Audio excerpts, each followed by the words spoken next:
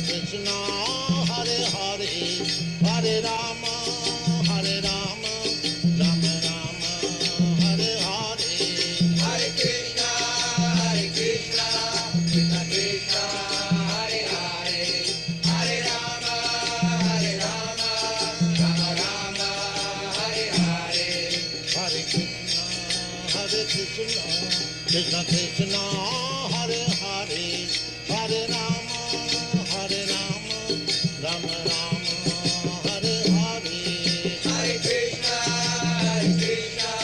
Krishna Krishna, Hare Hare, Hare Rama, Rama Rama, Hare Hare, Hare Krishna, Krishna Krishna, Hare Hare, Hare Rama, Rama Rama, Hare Hare, Hare Krishna, Krishna Krishna, Hare Hare, Hare Rama, Rama Rama, Hare Hare, Hare Krishna, Krishna Krishna, Hare Hare, Hare Rama, Rama Rama, Hare Hare, Hare Krishna, Krishna Krishna, Hare Hare, Hare Rama, Rama Rama, Hare Hare, Hare Krishna, Krishna Krishna, Hare Hare, Hare Rama, Rama Rama, Hare Hare, Hare Krishna, Krishna Krishna, Hare Hare, Hare Rama, Rama Rama, Hare Hare, Hare Krishna, Krishna Krishna, Hare Hare, Hare Rama, Rama Rama, Hare Hare, Hare Krishna, Krishna Krishna, Hare Hare, Hare Rama,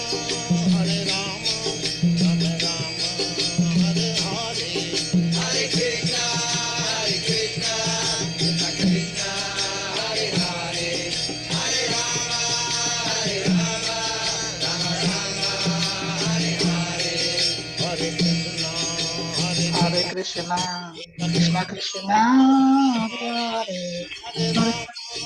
Hare Rama, Rama, Rama Rama, Hare Hare Hare, Hare. Hare Krishna, Krishna Krishna, Hare Hare, Hare Rama, Rama Rama, Hare Hare, Hare Krishna, Krishna Krishna, Hare Hare, Hare Rama, Rama Rama,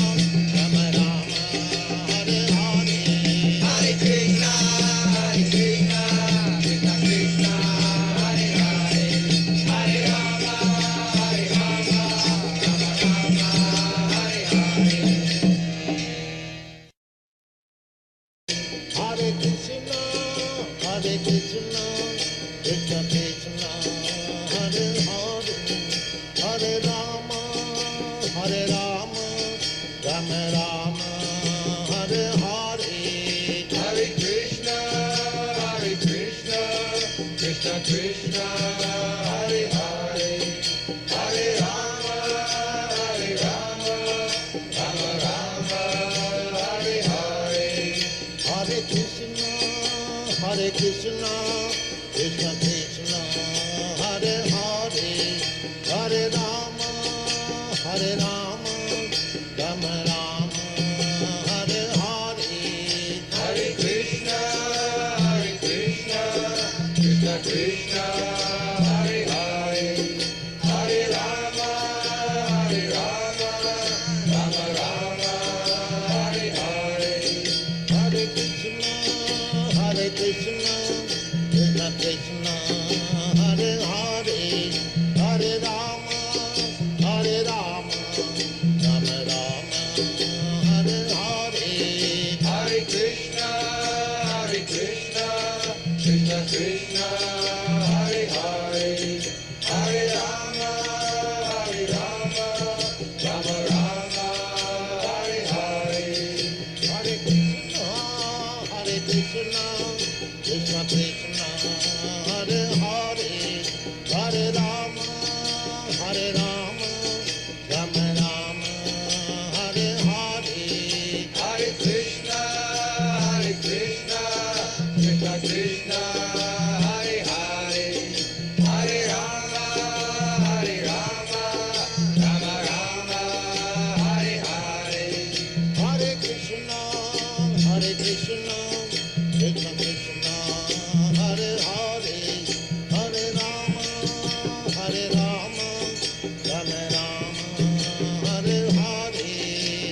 Krishna, Krishna Krishna, Hare Hare, Hare Rama, Rama Rama, Hare Hare, Hare Krishna, Krishna Krishna, Hare Hare, Hare Rama, Rama Rama, Hare Hare, Hare Krishna, Krishna Krishna, Hare Hare, Hare Rama, Rama Rama, Hare Hare, Hare Krishna, Krishna Krishna, Hare Hare, Hare Rama, Rama Rama, Hare Hare, Hare Krishna, Krishna Krishna, Hare Hare, Hare Rama, Rama Rama, Hare Hare, Hare Krishna, Krishna Krishna, Hare Hare, Hare Rama, Rama Rama, Hare Hare, Hare Krishna, Krishna Krishna, Hare Hare, Hare Rama, Rama Rama, Hare Hare, Hare Krishna, Krishna Krishna, Hare Hare, Hare Rama, Rama Rama, Hare Hare, Hare Krishna, Krishna Krishna, Hare Hare, Hare Rama, Rama Rama, Hare Hare, Hare Krishna, Krishna Krishna, Hare Hare, Hare Rama, Rama Rama, Hare Hare, Hare Krishna, Krishna Krishna, Hare Hare, Hare Rama, Rama Rama, Hare Hare, Hare Krishna, Krishna Krishna, Hare Hare, Hare Rama, Rama Rama, Hare Hare, Hare Krishna, Krishna Krishna, Hare Hare, Hare Rama,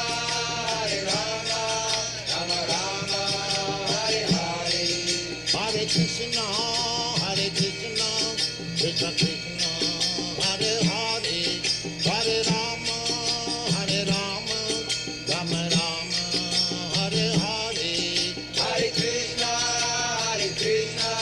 Krishna Krishna, Hare Hare, Hare Rama, Rama Rama, Hare Hare, Hare Krishna, Krishna Krishna, Hare Hare, Hare Rama, Rama Rama, Hare Hare, Hare Krishna, Krishna Krishna, Hare Hare, Hare Rama, Rama Rama, Hare Hare,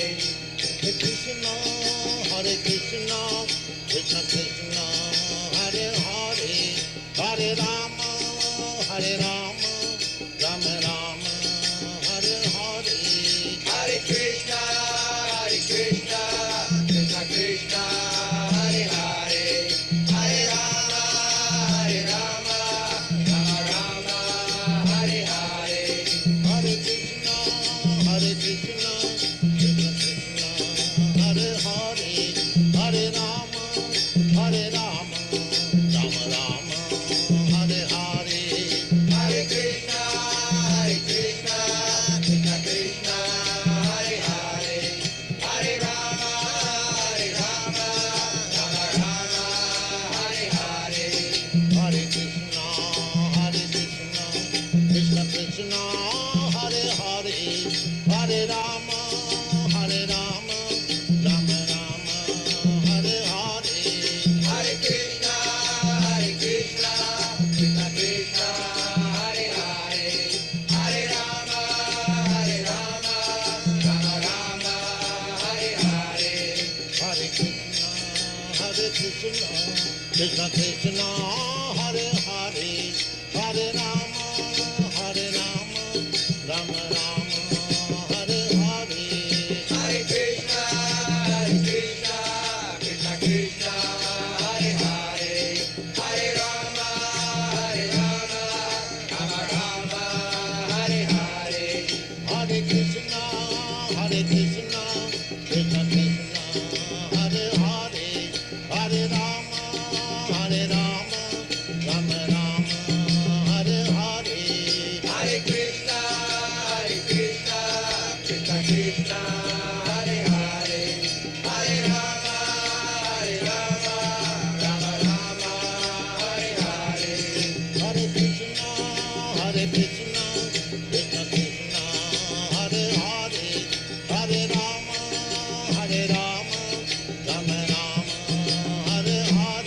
Hare Krishna, Krishna Krishna, Hare Hare, Hare Rama, Rama Rama, Hare Hare, Hare Krishna, Krishna Krishna, Hare Hare, Hare Rama, Rama Rama, Hare Hare, Hare Krishna, Krishna Krishna, Hare Hare, Hare Rama, Rama Rama, Hare Hare, Hare Krishna, Krishna Krishna, Hare Hare, Hare Rama, Rama Rama, Hare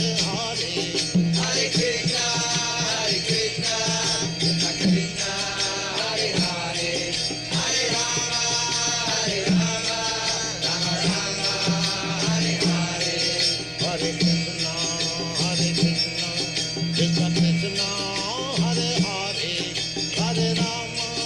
Hare Rama, Rama Rama, Hare Hare, Hare Krishna, Krishna Krishna, Hare Hare, Hare Rama, Rama Rama, Hare Hare, Hare Krishna, Krishna Krishna, Hare Hare, Hare Rama, Rama Rama, Hare Hare, Hare Krishna, Krishna Krishna. Sai.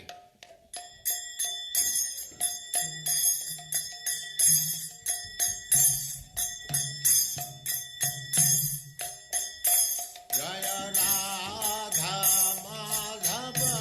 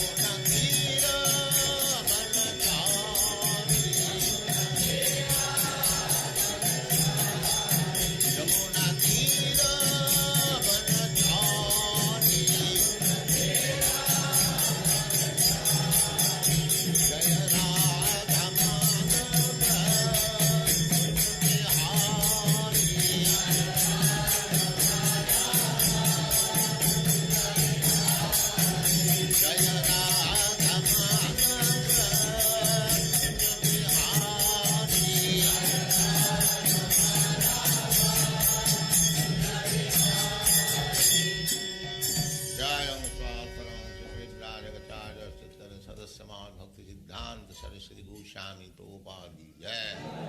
अनंत कोटि वैष्णववृंद की जय। नामाचार्य श्री हरिदास ठाकुर की जय। प्रेम से कहो श्री कृष्ण चैतन्य प्रभु नित्यानंद से अद्वैत गदाधर शिवास आदि गौर भक्तवृंद की जय। श्री राधा कृष्ण गो गोपीनाथ श्याम कुंड राधा कुंड गिरिवर्धन की जय। वृंदावन धाम की जय। नवद्वीप धाम की जय। स्वामी तो भक्तवृंद की जय। गंगा माई की जय। जमुना माई की जय। तुलसी देवी की जय। भक्ति देवी की जय। स्वामी तो भक्तवृंद की जय। All glories to the assembled Lord. और प्रेम से कहो श्री कृष्ण चैतन्य प्रभु नित्यानंद से अद्वैत गदाधर शिवास आदि गौर भक्तवृंद की जय। श्री राधा कृष्ण गो गोपीनाथ श्याम कुंड राधा कुंड गिरिवर्धन की जय। वृंदावन धाम की जय। नवद्वीप धाम की जय। स्वामी तो भक्तवृंद की जय। गंगा माई की जय। जमुना माई की जय। तुलसी देवी की जय। भक्ति देवी की जय। स्वामी तो भक्तवृंद की जय। All glories to the assembled Lord. All glories to the assembled Lord. की जय। नामाचार्य श्री हरिदास ठाकुर की जय। प्रेम से कहो श्री कृष्ण चैतन्य प्रभु नित्यानंद से अद्वैत गदाधर शिवास आदि गौर भक्तवृंद की जय। श्री राधा कृष्ण गो गोपीनाथ श्याम कुंड राधा कुंड गिरिवर्धन की जय। वृंदावन धाम की जय। नवद्वीप धाम की जय। स्वामी तो भक्तवृंद की जय। गंगा माई की जय। जमुना माई की जय। तुलसी देवी की जय। भक्ति देवी की जय। स्वामी तो भक्तवृंद की जय। All glories to the assembled Lord. All glories to the assembled Lord.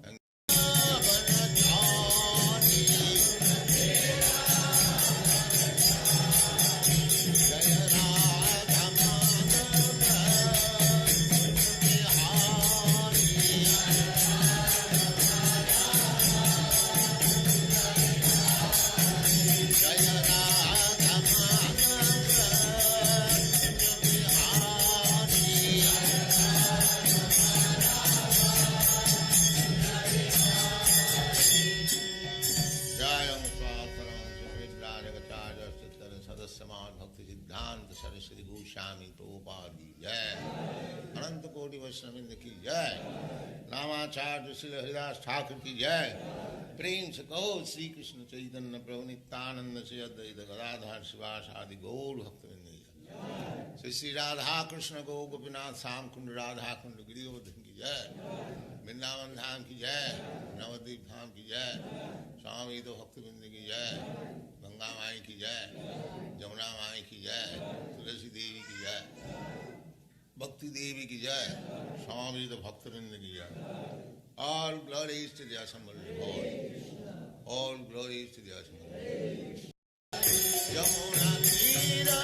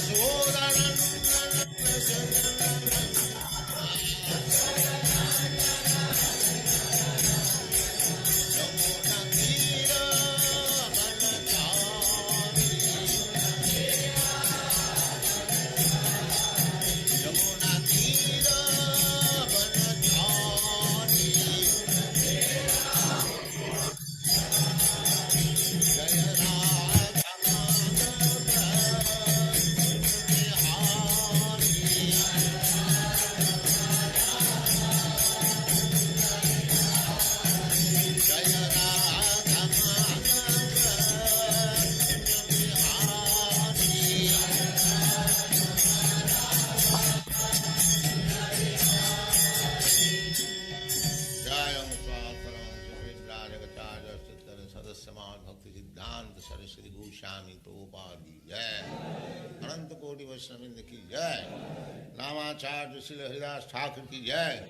Prem se Gaur Sri Krishna Chaitanya Prabhu Nityananda Sri Advaita Gadadhar Sivasadi Gaur Bhaktivinoda ki jai. Sri Radha Krishna Gaur Gopinath Sam Kund Radha Kund Giri Govardhan ki jai.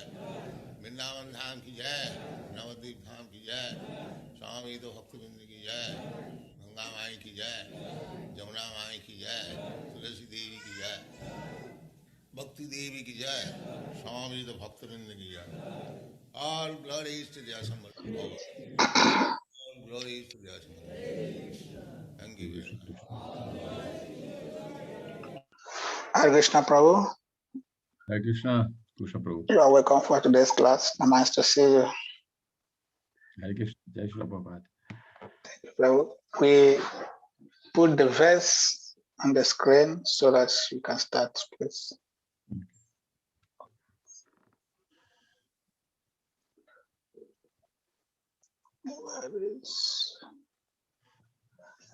Now we can start, Prabhu. Thank you. You have the verse? Yeah, it's coming. All right, Jai Shri Prabhupada. Okay. All right. Hare Krishna. So today we are reading from Srimad Bhagavatam, first canto, chapter 7, son of Drona punished. And the text today is text 49. Om Namo Bhagavate Vasudevaya. Om Namo Bhagavate Vasudevaya. Om Namo Bhagavate Vasudevaya. Narayanam Namaskrityam Naram Chaiva Narottamam Devim Saraswatim Vyasam Tato Jayam Dhirayet Nastaprayeshu Abhadreshu Nityam Bhagavata Sevaya Bhagavati Uttama Shloke Bhaktir Bhavati Naishtiki Grantharaj Srimad Bhagavatam Ki Jai. So I have a little trouble actually looking sort of on the screen and reading, so I'm going to read from here. So this is a chapter where sons of Drona punished, and it is the 7th chapter of the Srimad Bhagavatam, first canto, and it goes into a little bit of history of Mahabharata, things that's happening just after the battlefield of Kurukshetra. And here Suta Uvacha, Suta Goswami is speaking. Okay. Dharmyam Nyayam Sakarunam Nivyalikam Samam Mahat Raja Dharma Shuto Ragya Pratyanadhat Vachodvijaha. Suta Goswami said, O Brahmanas, King Yudhishthira fully supported the statements of the queen, which were in accordance with the principles of religion and were justified, glorious, full of mercy and equity, and without duplicity. So Maharaj, purport by his divine grace, A.C. Bhaktivedanta Swami Srila Prabhupada, Maharaj Yudhishthira, who was the son of Dharmaraj, or Yamaraj, fully supported the words of Queen Draupadi. It's too small. Can you make it bigger on the screen? No? No, I Okay, can fine. remove it even. You can just Okay, read from fine. the book. So one should, is asking Arjuna to release Aswathama. One should not tolerate the humiliation of a member of a great family. Arjuna and his family were indebted to the family of Dronacharya because of Arjuna's learning the military science from him. If ingratitude was shown to such a benevolent family, it would not be at all justified from the moral standpoint. The wife of Dronacharya, who was the half-body of the great soul, must be treated with compassion, and she should not be put into grief because of her son's death. That is compassion. Such statements by Draupadi are without duplicity, because actions should not be taken with full knowledge. The feeling of equality was there because Draupadi spoke out of her personal experience. A barren woman cannot understand the grief of a mother. Draupadi was herself a mother, and therefore her calculation of the depth of Kripi's grief was quite to the point. And it was glorious because she wanted to show proper respect to a great family. Oma Jnana Timirandasya Gyananjana Shalakaya Chakshurun Militam Yena Tasmai Sri Guruve Namaha. Sri Chaitanya Manobishtam Sthapitam Yena Bhutale Swayam Rupa Kadamayam Dadati Supatantikam. Jai Sri Krishna Chaitanya Prabhu Nityananda Shri Advaita Gadadhara Sivasa Rishi Gaura Bhakta Brinda. Hare Krishna, Krishna Krishna, Hare Hare.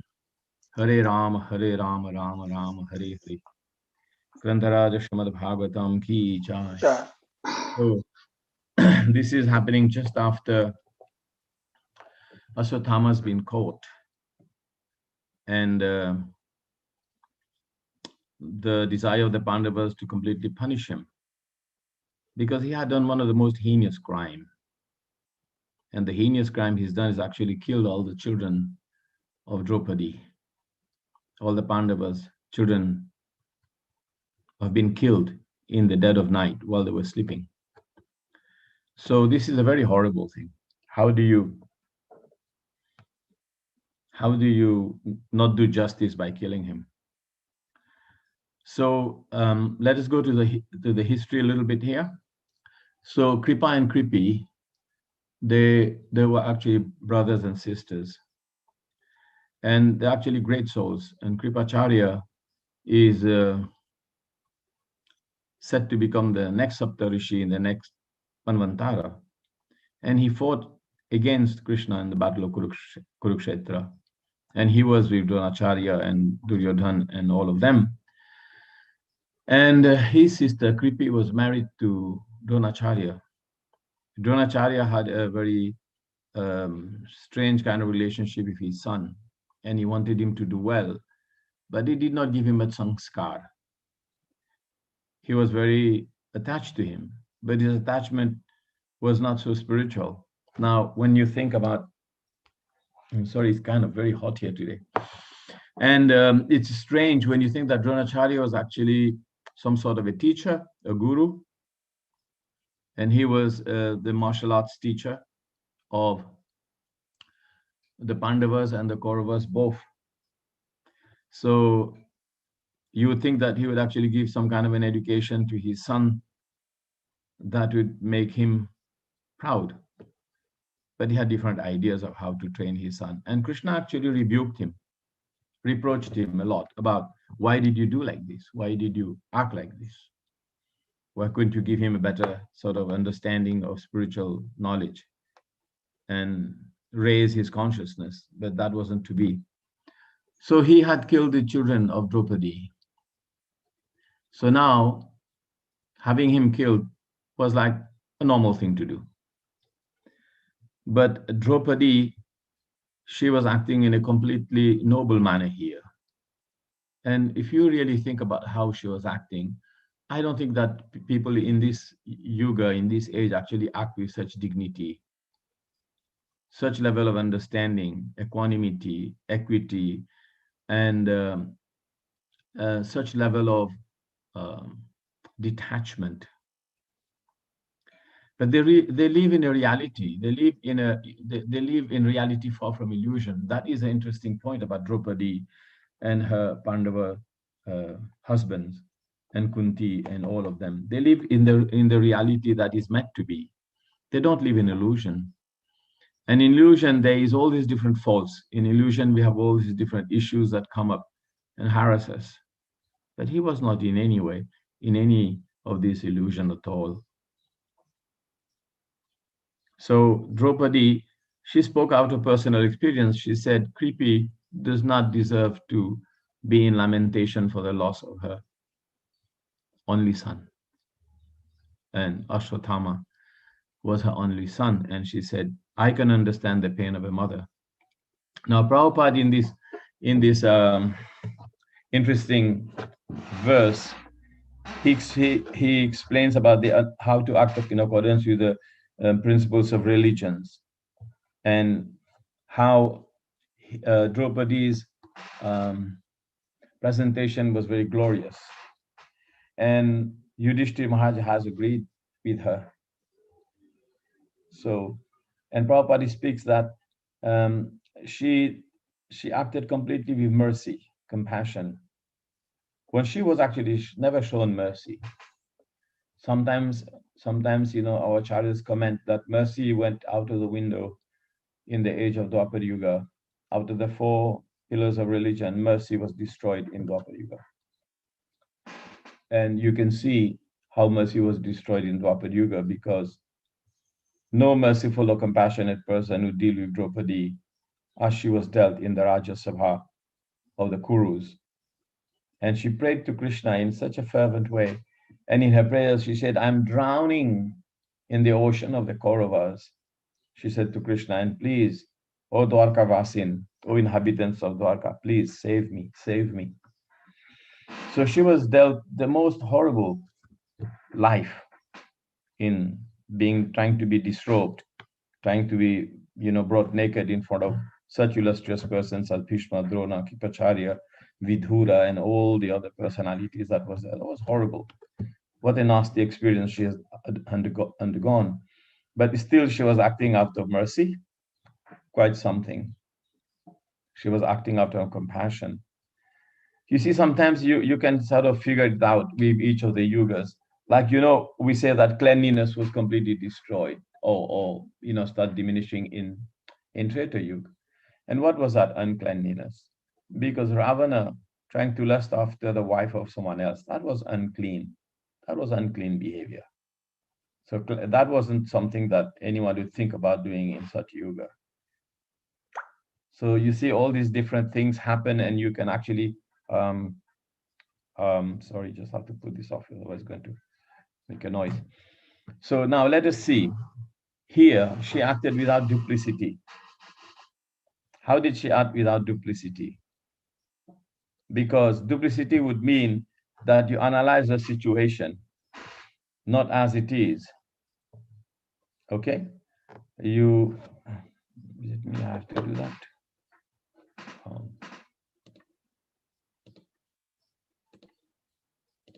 Okay.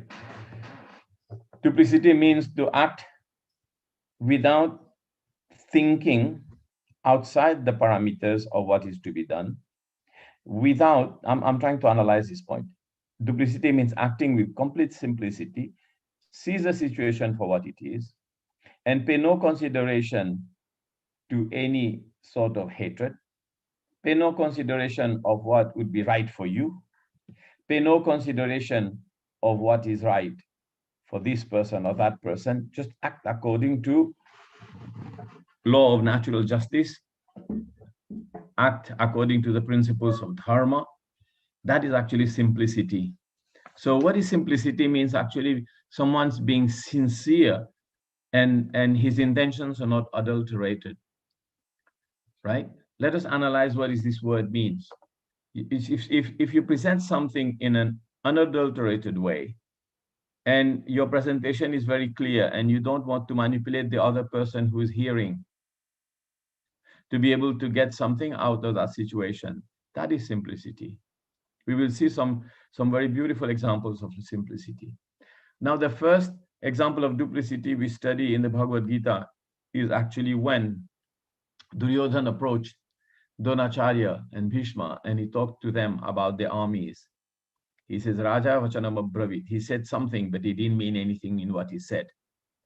What he was trying to do, he was trying to coerce Dronacharya by praising the armies of the Pandavas so that he would be fired up. That's not being straightforward dealing.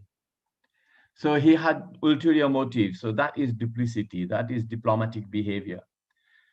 In Shastra, these things are brought together in a very beautiful purport. Srila Prabhupada in Madhya Lila, I think chapter 12, text 135, is a long purport. Prabhupada explains about these principles of Kutinati, Rajniti, means diplomacy and politics. So presenting something completely free of duplicity is not such an easy thing to do. Now, as we as devotees, it's a bit easier for us because if we understand our identity as devotees of Krishna, and that we have no competition in the world except that we want to push everyone ahead of us to serve Krishna, then it's easier for us to act in a simple way. But if we have deep desires and we want to compete, then actually it becomes difficult for us to act with simplicity. We will act with duplicity. This example of given, I will try to find some examples in Shastra. There's a beautiful example that is given in Srimad Bhagavatam. in fourth canto, I think chapter 19, the sacrifice of Prithu Maharaj. Prithu Maharaj was doing this sacrifice, and he wanted to do 100 horse sacrifices, Ashwamedha Yagya. And that would make him on par with Indra. So he was doing this horse sacrifice wonderfully. And Lord Vishnu had appeared, and accompanied by Lord Brahma and Lord Shiva, and all the four Kumaras, and all these great personalities were there. And Indra thought, well, I have performed 100 horse sacrifice. But in the very first verse of that chapter, Prabhupada explains that actually Prithu Maharaj, Indra actually thought that Prithu Maharaj would actually surpass him in fruitive activities. So like the demigods, the devatas, they are actually Sakama Bhaktas. They have desires. Krishna taught a lesson to Indra, who was not able to swallow his pride when they actually pulled out the puja in Vrindavan. And actually, at that time, things went really, awry for him. So here, he became very, very, very disturbed that actually Maharaj Prithu would become more glorious than him. And Maharaj Prithu is an earthly citizen, and he is a king of heaven. So what did he do? He came and he tried to steal the horse that was meant for the Ashwamedha Yagya. And how did he come? Anyone know that story? How did he come? Very interesting. He actually dressed himself in the garb of a mendicant sannyasi, wearing ashes and orange robes. And Atri Muni, who was there, and he disguised himself completely, but Atri Muni, being a powerful personality, saw. And he explained to the son of Prithu Maharaj, which later they called him Vijitasva, because he actually became very glorious. So he went after Indra, but Indra escaped. Even though he challenged him as a Kshatriya, Indra actually escaped. So then Atri Muni told Indra's Prithu Maharaj's son, he said, why did you let him go? He said, that was Indra. He was doing such a nasty things. And he said, well, he took the garb of a sannyasi, and I couldn't actually, throw my weapons after him. So then that got sort of half resolved. And then Indra came again and again and again, and he tried to do that. And Vijitasva tried to chase him. And the sages finally, he was brought in front, and they wanted to kill him. Prithu Maharaj said, I'm going to kill him. Lord Brahma had to come down. And Lord Brahma, who was there, actually Lord Brahma then told him, don't do that, because no one is meant to die in a horse sacrifice, not even the horse. So if you have the sacrifice here, and Indra, the king of heaven, he's dear to Krishna because he manages universal affairs, don't do that to him. So then Lord Brahma actually asked Prithu Maharaj, he said, please do not do 100 horse sacrifice. That is a little bit ridiculous, isn't it? If you think by all intents and purposes. He's doing something nice, and there, Indra is doing something really terrible, and he was asked to stop. He was asked to stop. And he was recommended, just do 99 horse sacrifices. And actually, Srila Prabhupada in the purports in those verses said that actually he is the one who started this nonsense idea of fake sannyasis. Indra, he started this idea of these fake sannyasis. So he acted with complete duplicity, and that duplicitous behavior is still going on, and Prabhupada talks quite a lot about these things. So in fruitive activities in Karma Kanda, there's competition. Everyone wants to be better than the other person. And if you practice devotional service with the same kind of mood, that's what we're going to get. If our devotional service, our intentions are not pure, okay, our devotional service may be impure because the conditions of our heart, maybe not quite right. That's understandable as we start to practice devotional service. But our intentions have to be to clear these anarthas. And we practice devotional service without mishra, without mix. And if we don't practice devotional service without this mishra, mixing everything, then we will be forced to act unreasonably by the influence of modes of nature. And this is called, fruitive activity. So so if you want on a material platform, if you want artha, we want position, we want power, we want good prestige, we want this and that, then we will be forced to act sometimes with duplicity, which means that what we are planning to achieve outwardly and who we are inside, it doesn't equal. It doesn't work. It is not the same thing. We feel inside a sense of desire, and outside we want to show that we are devotees. It doesn't work. It doesn't work. So when the inside and the outside is not the same, that's duplicity. And if inside and outside is the same, that's simplicity. That means that we're sincere, sincere. If you see the etymology of the word sincere, sincere, in Latin, it means that which is in one piece. And where does that word come from? It's like this. So there's the sculptors in Rome, they were making these beautiful sculptures. And the sculptures were all in one piece, one white marble piece, like the beautiful Makrana marble white of Jaipur. They make this beautiful deity of Radharani. And Italian marble is actually more refined and more white. So then they would do this sculpture in one piece. But then some people who had the desire to cheat, they would bring this marble, and if they had some cracks in it, they would fill it with wax.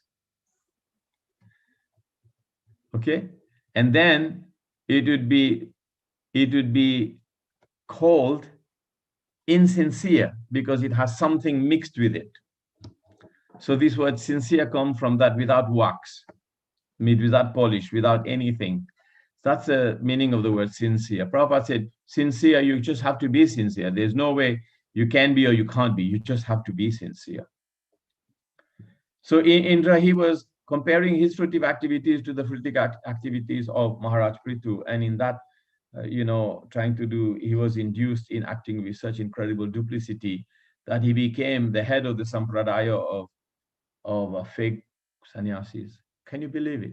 And he introduced many varieties, and Lord Brahma said he introduced many varieties of fake sannyasis. So sometimes presenting something out of context also is a sign of duplicity. Like you want to say something to someone to achieve a certain reaction from the person. You want to say something to achieve a certain reaction in your favor. So you don't speak the whole truth, or you speak out of context, or you speak it in a way that you will get the result that you want. That's duplicity. That's duplicity. So let us analyze another example of it. Sometimes, okay, talking in this line of sannyasis, okay, sometimes Krishna devotees say that devotees who have an axe to grind again ISKCON, or our senior sannyasis, they all, with GBC, they will say that actually Lord Chaitanya said that we should not take sannyas in ISKCON, in Kali Yuga. And they quote this verse about Lord Chaitanya saying that you should not take sannyas. And I will explain to you how someone taking something out of context. So what is that verse? It's a verse from Brahma Vivarta Puran that says, Ashwamedha Gavalambam Sannyasam Palapaitrikam Devarena Sutotpatim Kalo Pancha Vivarjita or Vivarjayet. So it says that Ashwamedha Gavalambam Sannyasam Palapaitrikam Devarena Sutotpatim. 5 things. Ashwamedha means doing horse sacrifices. Gavalambam means actually cow killing. And sannyas means taking sannyas. Pailapatrim is another type of fruitive activities that they do. And Devarena Sutotpatim, in the previous yugas, a brother would be able to have children with the wife of the brother. But that is not allowed. Devarena Sutta, that is not allowed. Then they say Aswamedha is not allowed, cow killing is not allowed, but there's also sannyasam. Sannyas is not allowed. And that is a verse that Lord Chaitanya quoted. Now let us see if you take that verse. Yeah, it says sannyas is not allowed in Kali Yuga. Fine. Take it as it is. Now, where and how did Lord Chaitanya use this verse? Lord Chaitanya was speaking to whom when he used this verse? Lord Chaitanya was speaking to Chandkazi. And they were talking about the Quran. And they were talking about cow killing in Kali Yuga, cow slaughter, meat eating and all of that. So Lord Chaitanya said, this is completely forbidden in Kali Yuga. And he said to Chandkazi, he said, you like my uncle, Grama Matula. You like my uncle, you're living in the same village as us. I have respect for you. And he was talking with him very nicely and he was preaching to him. And he said this verse. He said that verse. And that verse is from Brahma-Vivarta Puran. So what does that mean? That Lord Chaitanya is quoting that verse to stop what? He's quoting that verse to explain to Chandkazi that we should not kill the cow, Gavalambham. But in that verse, there is that other Vivarjita, there's 5 prohibitions, and the other prohibitions is don't take sannyas. But that wasn't the reason why Lord Chaitanya was talking to Chandkazi. What would be the point for him talking to Chandkazi to tell him don't take sannyas? Chandkazi is not going to become a devotee and take sannyas. But Chandkazi was promoting cow slaughter. That was the reason. So you can take it out of context, and that would be diplomatic behavior. You can take this verse out of context and you tell everyone, oh, Lord Chaitanya said, don't take sannyas. That would be duplicity. Taking a verse, taking a situation, taking a shastric injunction out of context and explaining it in a way. That would be duplicity. But just after that, what happened? Lord Chaitanya, few days after that, he went to Katwa and he took sannyas. So Lord Chaitanya behaved in a duplicitous way? No, of course not. What he was saying about the sannyas that is not allowed in Brahma-Vivarta Puran is a karma sannyas, which is a different type of sannyas that they used to take in the ages of yore, like in long time in Satyuga and other times. That was a different type of sannyas where someone would not even eat. Because you cannot maintain your body without eating. It's called karma sannyas. Don't do any action. Just live simply by breathing. Things you do without any action, without any karma. That is kind of sannyas. That kind of sannyas will kill you in Kali Yuga. That kind of sannyas is forbidden. But you can take it out of context. And also you see the context now that Lord Chaitanya was preaching to Chandkazi about no cow slaughter. He had no intention to talk to him about that. You can take it out of context. That would be duplicity. That would be duplicity. Because Lord Chaitanya did take sannyas. And Bhaktisiddhanta Saraswati does talk about Tridandi sannyasi. So sometimes we have these kind of situations being thrown at us. So presenting a subject matter out of context is a sign of duplicity. You know, it is a big sign of duplicity. So we have to really watch what we do, what we say, and how we say it, so that we present the truth for what it is, and we don't try to get something out of it. You know, there's another story of the doorkeepers, the Sanat Kumar reaching the door of Vaikuntha. And then they were not allowed, they were only allowed up to the door, but not inside Vaikuntha, because they had not actually been become full devotees of Krishna. They completely understood Brahmagyan, they completely understood Brahman. They were actually impersonalist devotees of the Lord, but they had no attraction for anything personal, future of the Supreme Lord. We had discussed this in the last talk I gave about the Atmarama verse, Atmaramas Chamunnayor Nirgantya Pirukrume, that verse, which was the last verse I lectured on this forum. So here, you know, the 4 Kumaras said to Lord Vishnu, he said, we've actually cursed them. And then they presented their plight to Lord Vishnu. He said, we are really sorry, but if you had done something innocently, but still, if we are guilty for giving them this kind of curse, then please we accept whatever punishment you give us in all simplicity. And he said, and we want to accept it nirvyalikam. We want to accept it completely without duplicity. So that is another thing that was presented to them, that we will accept it without any problem. We will just accept it. So Prabhupada talks quite extensively about this principle, that the Brahmana, there in that verse, he explains about the Brahmana is always acting in a simple way. He's acting straightforward. Another story from the Srimad Bhagavatam is Bali Maharaj, he surrenders. You know the surrender of Bali Maharaj when he surrenders to Bhagavan Sri Vishnu, Vamanadev. His own spiritual master, Sukracharya, told him not to surrender to Lord Vishnu.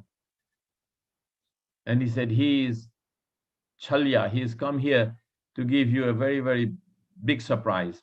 He's not who you think you are. And he's not who you think he is, sorry, Lord Vishnu. And he came in the form of a dwarf Brahmana. But Bali Maharaj surrendered completely. And he said, Satya Samadhama Titikshava and Arjava, with all these principles he surrendered. Prabhupada explained this in the purport. These principles he surrendered from the 18th chapter of the Bhagavad Gita, text 42, he says. He said that he had the quality of a Brahmana, and he completely surrendered without, with full simplicity, arjavam, austerity and simplicity.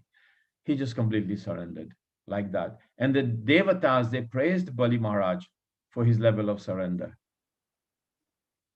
Because Bali Maharaj was Daitya Raj. You know, he was a king of the demons. He was the son of Virochana, and Virochana was the son of Prahlad Maharaj. So they were actually, you know, in the succession of the deities, but he surrendered. And he still, you know, the demigods appreciated because of his arjavam, of his simplicity, of his manner of surrender.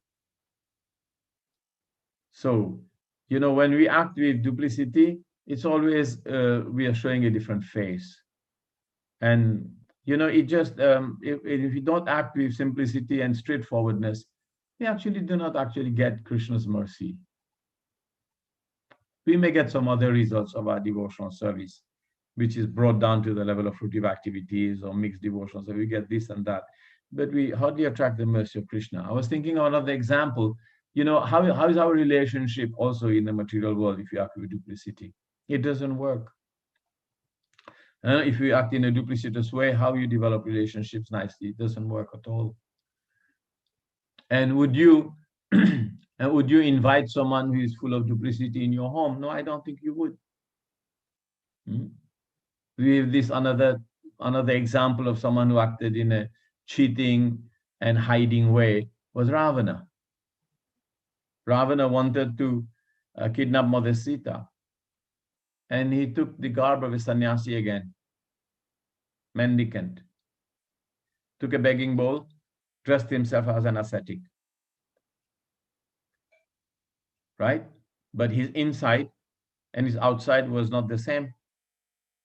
What he was acting as was not exactly what he was. And he kidnapped Mother Sita using this cheating propensity, this duplicitous behavior, which was not very nice. Now, would you invite a sannyasi like that in your home? Of course you wouldn't. Who would? So being straightforward, being who you are inside and being who you are outside. So if you have too much attraction for material life, if you have too much attraction for any sort of material desires, then it's better that we follow the principles of regulated life, follow the principles of varnashram, you know, be in the proper varna or being in the proper ashram, and then you're not forced to be in a cheating situation, because Krishna says in the Bhagavad Gita, I think 2nd chapter, Rasovarjam Rosopyas Mityacharasa Uchate. He says, if you actually pretending to be something outside that you're not something inside, then you're a false pretender. And that duplicity, that helps us to become full of duplicity. And this is not the proper behavior of a devotee. And you know, when you have duplicity, it sows the seeds of so much discontent. And so many different problems will crop up in the end. I'm thinking of another interesting pastime, and I think I will end with that, in the Srimad Bhagavatam as well. It was when Samba, the son of Krishna, he went in front of this saintly person, dressed up as a woman, and it was a childlike prank the kids were playing. And they dressed Samba as a woman, and they put a pillow in under his dress to make sure that he was pregnant and she's a woman, and he is a she. He's a woman who's pregnant. And they asked this saintly person who knew quite a lot of things, and he said, "Oh, you know so many things. Do you know whether she's going to give birth to a boy or a girl?" So what was that? Being dressed like a woman, but being a boy, and hiding a bump in the womb to pretend that he was a girl who was pregnant, is duplicity. But you know what happened from there? The person said, actually, he's going to give birth to an lump of iron. And actually, immediately a lump of iron fell from that bump. And they were shocked. And that lump of iron that fell, they took it to Ugrasena. And Ugrasena had it destroyed. And he has it thrown in the sea, in Prabhashetra and Dwarka. Somehow, these pieces of iron came back to the shore. And these pieces of iron gave birth to all these very, very powerful bamboo grass or bamboo plants that grew by the seashore in Prabhashetra. And from these sticks, actually, all the Yadukul's dynasty was destroyed by the infighting, and it was born out of duplicity, the duplicitous behavior of Samba. So quite incredible. So let us go back. Draupadi is acting in complete simplicity. She's thinking, Aswathama dies, that'll be the end of it. Fine, but then what? Who will suffer? Kripi. Kripi will suffer. And who is Kripi? You know, the wife of Dronacharya, who was our guru. And he has instructed us martial art. He has been taking care of the Pandavas. So why should she be the one who's suffering after that? So you understand the calculation of the depth of understanding and compassion and sincerity and arjavam and austere mindset of Draupadi is quite incredible. And even before that, you can understand how glorious a person she was. When the war was being negotiated, Krishna went to see Draupadi and asked Draupadi. And they were sitting in the garden because they are good friends, those two. Draupadi and Krishna, they're actually very good friends. And Krishna calls her Sakhi. And she actually calls him Krishna or Govinda in a very sweet way. So they were discussing about the war, and Draupadi asked, he said, Govind, can you tell me what is likely to be the outcome of this war? And in no uncertain way. He said, why are you asking? He said, because I want to know. He said, what difference would it make to you? He said, please tell me. And Draupadi was more or less told that actually no one would survive. And Krishna had urged Draupadi to stand for the welfare of the women of the half our race are women. And how will they suffer in the future if we let this thing go unpunished? And he said to Draupadi, he said, it is your call. He says, if you do not want this war, you can call it off. because then justice was done to you. So sometimes the acharyas say the Mahabharata war was fought because of the abuse of Draupadi. And Draupadi knew that most of her children and everyone would be killed. But she still wanted the war to go on. But now you think, why she wanted? Was it out of revenge? Was it out of righteousness? Not out of revenge. And even here, when she has the ability to actually revenge, she doesn't have revenge in her heart. You would revenge what? The nasty behavior of Dushashan and Duryodhan. But she was protected and she's been glorified. Because the Kauravas, whenever you think about them, you think about the nasty things they did, the not very nice things they did to Draupadi. But when you think about Draupadi, you think about how she was protected by Lord Krishna. So she became glorious because of her arjavam, of her austere mindset, of her simplicity, of her lack of duplicity, completely free from malice, completely free from wanting to have anything for herself. That's how Draupadi acted. So Yudhishthir fully supported the statements of her queen, which were in accordance with the principles of dharma, religion, and were justified, glorious, full of mercy and equity. Can you imagine catching the murderer of your kids and acting according to the principles of dharma like she is doing without duplicity? People are generally full of revenge. So we've tried to understand this principle of simplicity. And what is duplicity? It's kutinati, diplomacy, presenting things for what they aren't, making things look different than what they are, presenting something out of context to get what you want, or presenting something untruthfully to get what we want. It is all generally guided by a desire to have something for ourselves. And it is not a very nice quality of a Brahmana. We should speak straight, and whatever the outcome is, the outcome is.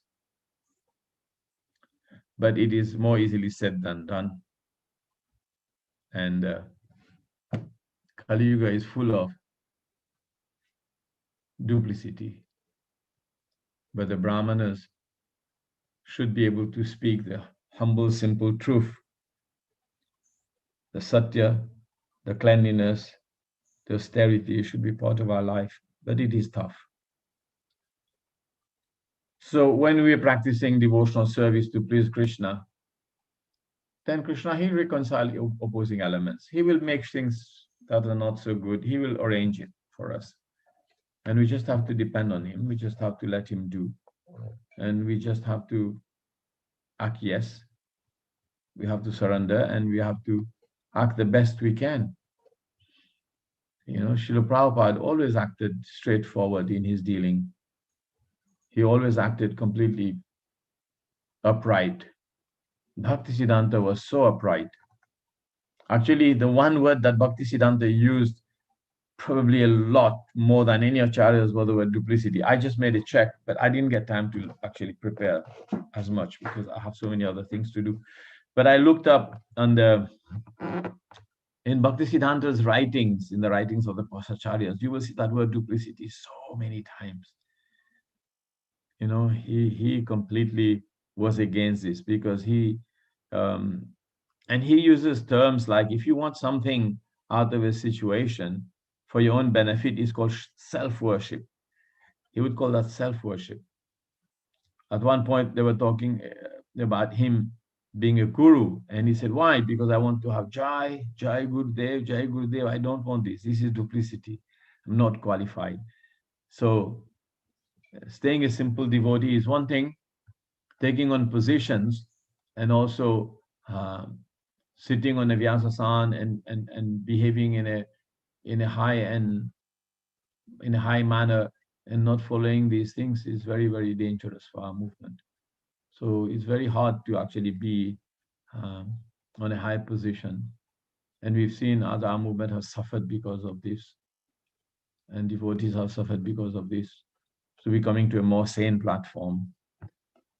And devotees are progressing by studying the Srimad Bhagavatam so nicely. So this principle of duplicity just came on, and I thought I'll talk about it a little bit.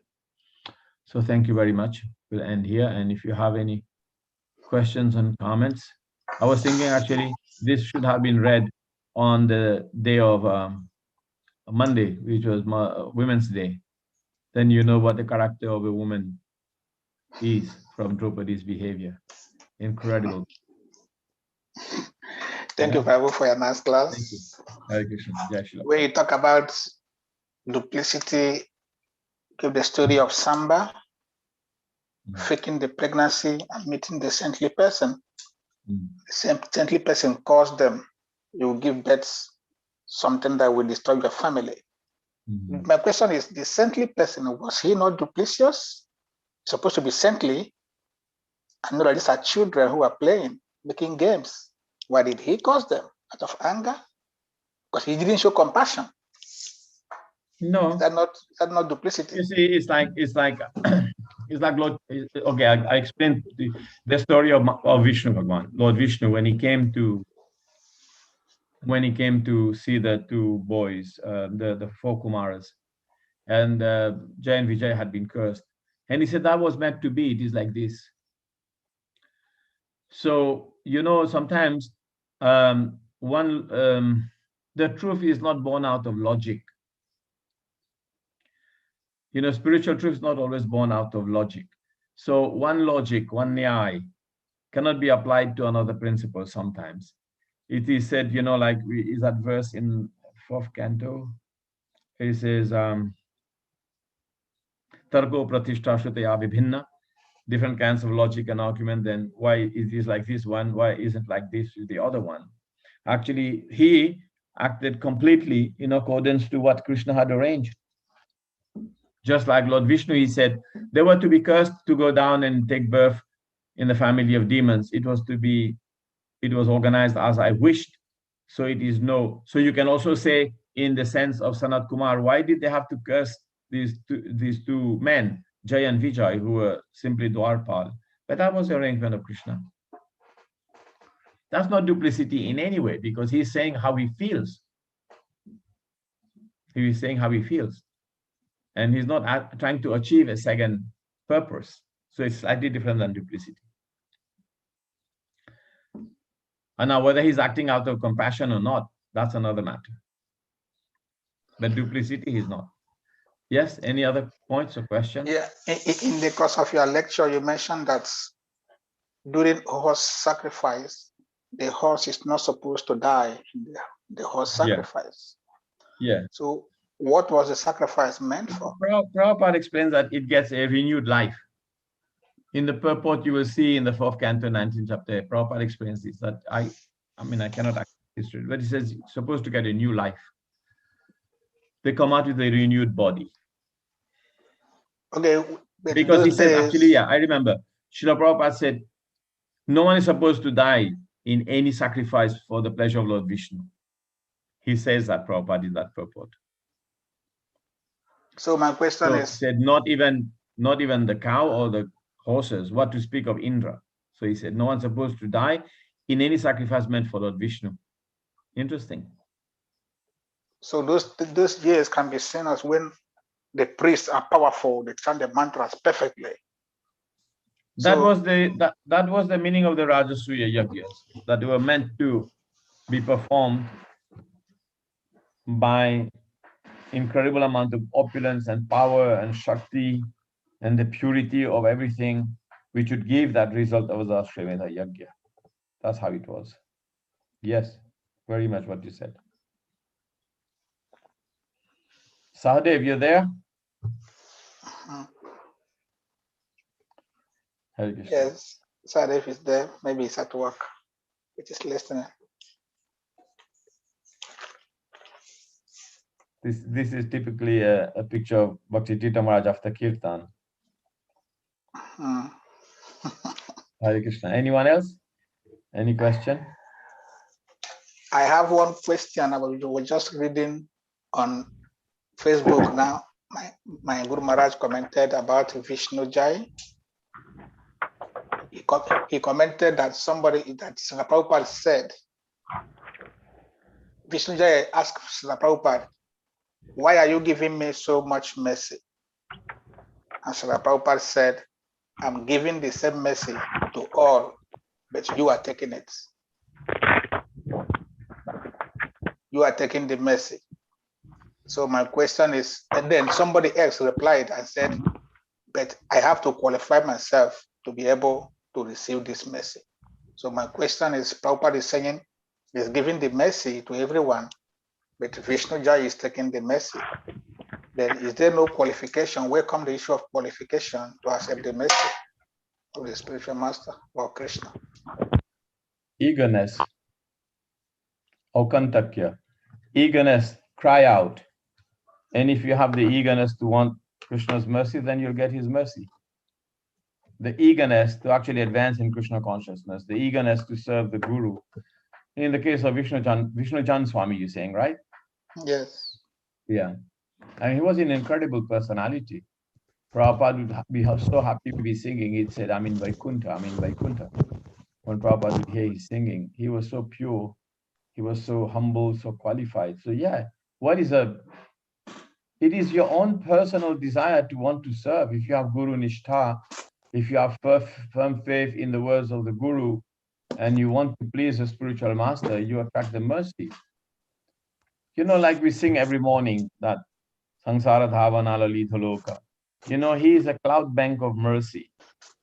You know, and just like the clouds of mercy, they pour on the forest fire. So this mercy is always showering from top down. The whole purpose of creation of this universe is mercy. There's a beautiful verse in Brahma-vaivarta Puran. It says, onward, Lord Narayan sees that the living entities, I give you one example. The Lord Narayan sees that the living entity is trying to enter the material nature. Immediately, Lord Narayan transforms himself into the Purusha avatars so that he can facilitate them and help them. And he says there that the Purusha avatars are nothing but an incarnation of mercy of the Lord. And from there, becomes Paramatma, Shirodakshaya Vishnu. He enters into the heart of every living being. It is all mercy. But what is blocking us is we are Bahirmukha. We have our head turned against Krishna. We have our back to the sun, and then we see there is no light. It's a little bit like that. So what is a qualification to attract mercy? Eagerness, aukantakya, the desire, the incredible desire to want to please Guru and Krishna. You attract the mercy. Yes. Does that help you? Yes, Prabhu. Thank you. Yes, Sahadev. Sahadev, unmute. Are you saying something? I'm asking Sahadev to unmute his mic. Sorry. Hare Krishna. Hare Krishna. Nice to see you. Oh, Second time after 20 years. So good to see you again. I'll call you after the class. Yeah. Hare Krishna, yes. It's very amazing the class you gave today, because that was I would say like a bone of contention between some devotees. We were discussing this topic yesterday, how sometimes devotees will say, Srila Prabhupada said, Srila Prabhupada said, Srila Prabhupada said, but we do not oftentimes quote the context under which Srila Prabhupada said what he said. Yes. Because sometimes the reason why he said what he said might not be applicable to a particular situation, but we always say Srila Prabhupada said, Srila Prabhupada said. So could that also be considered as duplicity? Two things. If the person is doing it on purpose, and he understands it, that's duplicity. If the person doesn't understand it and he's saying it, then that's not duplicity. That's being a little bit less knowledgeable. Say, for example, of this verse in Brahma-vaivarta Puran. I believed in it for some long period of time that Krishna said in Brahma, it is said that we shouldn't take sannyas. But when you look at the context and you understand what sannyas was it that Lord Chaitanya said, don't take. It was karma sannyas, where someone would not do any activity, not even cook or eat, but you cannot maintain your body in Kali Yuga without eating. So you cannot take that kind of sannyas. Like, for example, in the previous ages, when a saintly person would go to perform austerity, he would just breathe and he'll keep his life here in his bones, like Hiranyakashipu did. 60,000 years, his life was in his bones. He didn't need food to sustain himself. So he could perform that kind of karma sannyas, you can say. That was forbidden, because otherwise, why would Lord Chaitanya, straight after giving this instruction to Chankazi, would go to Katwa and then take sannyas? He was acting duplicitously. No. That's not what Lord Chaitanya meant when he quoted that verse. He quoted that verse in relationship to Gavalambham, not sannyasam. Aswamedha Gavalambham, no cow killing. Why would he talk about sannyas to Chandkazi? You understand? Why would he talk about sannyas? But that verse has 5 vivarjita, 5 prohibitions. So he quoted the 5 prohibitions, right? But he didn't quote the prohibitions about sannyas. For what? Because he didn't even talk about that in a sense. He was talking about karma sannyas, which is different. Lord Chaitanya, after 1 week, he was initiated sannyasi in Katwa. So you see, out of context. So if you do it purposefully, like I know this verse, I understand this verse, and you understand the verse now. And if you enter into a debate, political debate, it is gone. And he said, Krishna says, sannyas is forbidden. And then you say this verse, and you understand the meaning now, then you'll be guilty of duplicity. Yes. Right? Yes. Right? Yeah. If you didn't understand it, it's a different story. Yes.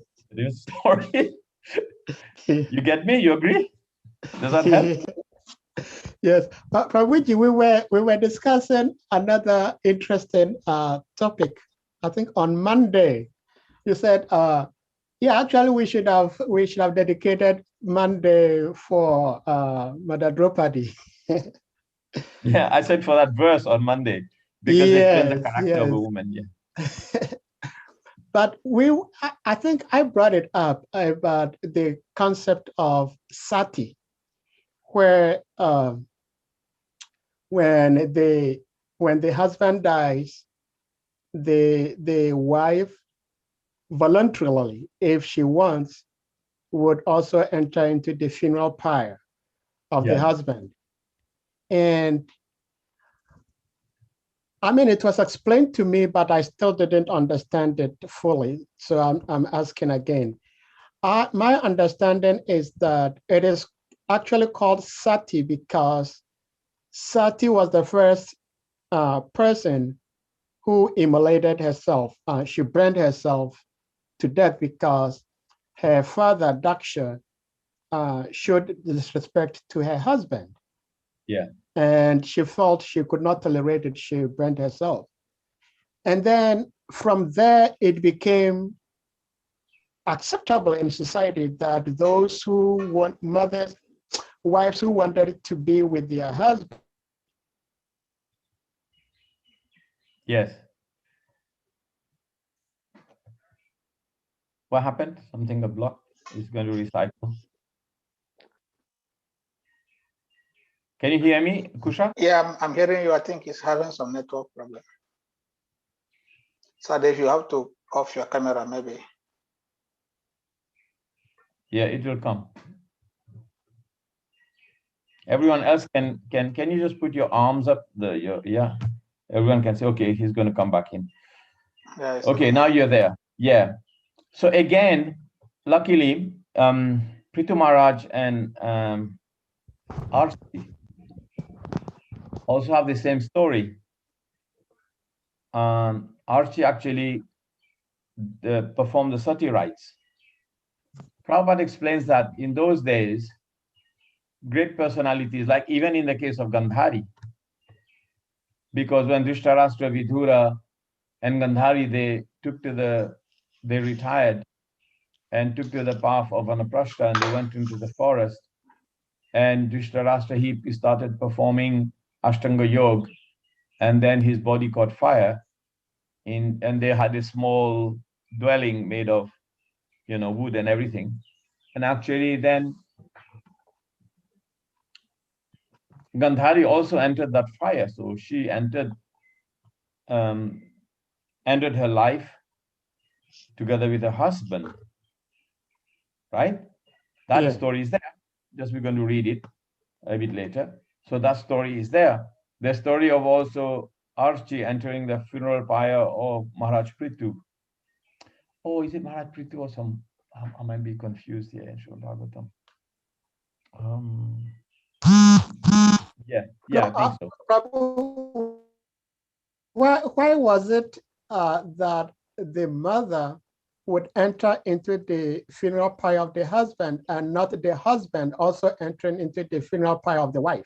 Okay, well, the basic principles of Vedic culture is the husband is supposed to be like the spiritual master or the guide of the wife, and the wife, in no circumstances, it is said, in no circumstances, a woman is supposed to be Striyam Swatantram na arhati.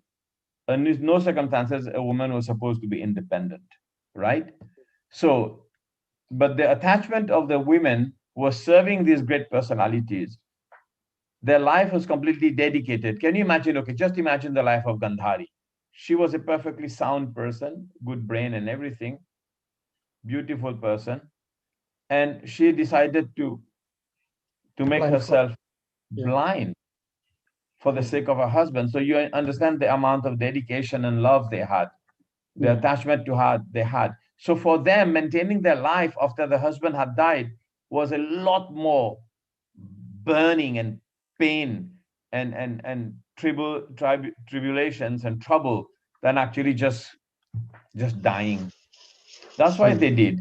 And if those who did not want to, who did not have that kind of attraction to want to go and leave their body with their husband, they weren't forced to do that. That was something that was always voluntary, even in the times of Vedic culture.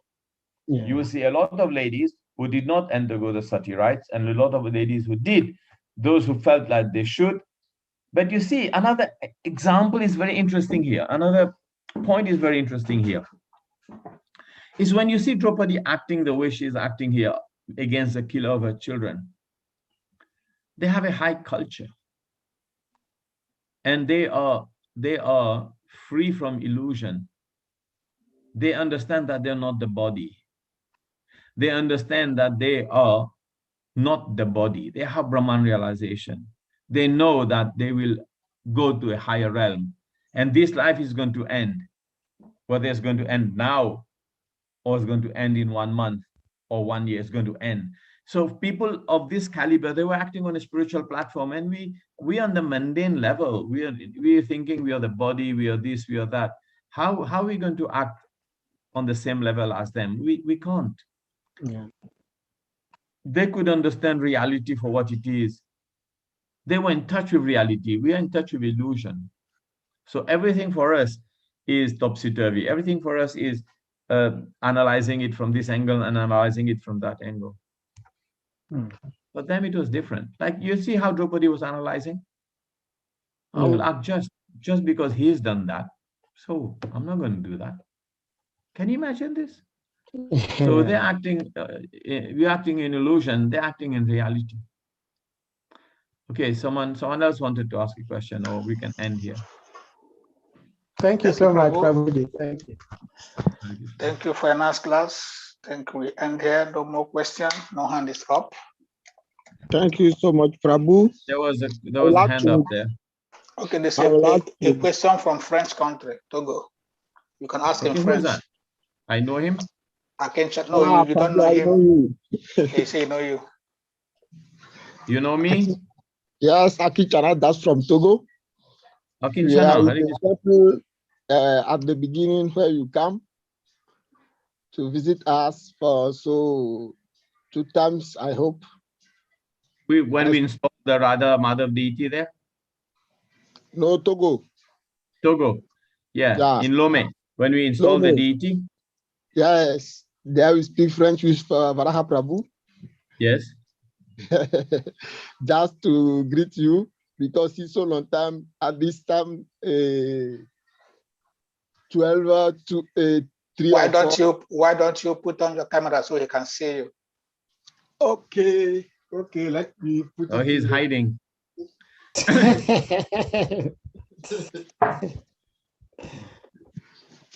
He's watching cartoons. Then Prabhu will see me. Krishna cartoons. No, he's still not on. Yes, okay. Now. Krishna Prabhu, Oh, now. I can, yes, I can kind of tell now. Hare Krishna. Hare Krishna. Hare Krishna. I don't have a question, but just to greet you because it's long time. You are the person who empower is to be in Krishna consciousness since this time, 23 to today. Because at this moment when we come, you are very crush of you, and you give us some how you say it in good English. Vous nous avez donné beaucoup de conseils. Ah, Hare Krishna, beaucoup de conseils. Okay, go in French. Mais je m'en souviens vraiment pas parce que je m'en souviens plus maintenant. Ça fait quand même une quinzaine d'années ou même plus. Donc, je n'ai pas été. C'était depuis 2003. 2003, oui. Et puis en 2004 ou 2005, vous êtes revenu encore. Oui, oui. Donc, vraiment, quand j'ai vu que c'est vous qui allez prêcher, la dernière fois, j'avais vu que vous allez prêcher, mais je n'étais pas disponible, donc je n'avais pas su joindre la classe.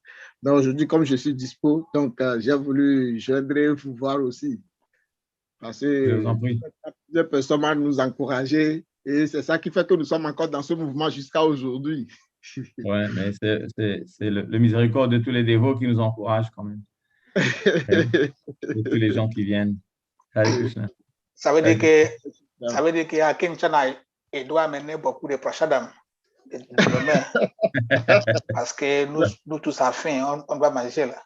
D'accord, il n'y a pas de problème. Okay. Okay, we ask everybody to kindly unmute yourselves. We chant Hare Krishna to Prabhu for coming. Hare Krishna. Hare Krishna, Hare Krishna, Krishna Krishna, Hare Rama, Hare Rama, Rama, Hare Hare. His Grace Adwaita Krishna Prabhu ki Jai. Okay, we ask everybody to kindly unmute yourselves.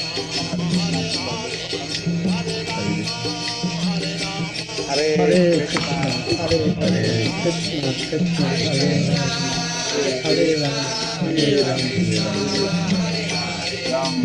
Rama, Grace Adwaita Krishna Prabhu ki Jai.